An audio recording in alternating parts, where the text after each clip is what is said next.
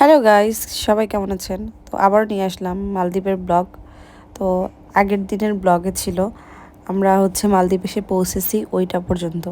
তো বিকেলবেলাতে আমরা rest fest করে দুপুরে তারপর বের হয়ে গিয়েছিলাম।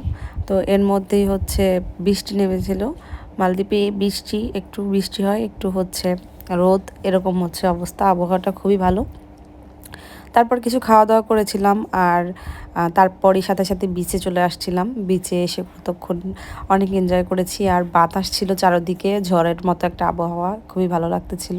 তো আমি তো ফার্স্টেই দৌড়ে চলে গিয়েছিলাম সমুদ্রের কাছে, আর আমার মেয়ে ছোটাছুটি করতেছিল আর এনজয় করতেছিল।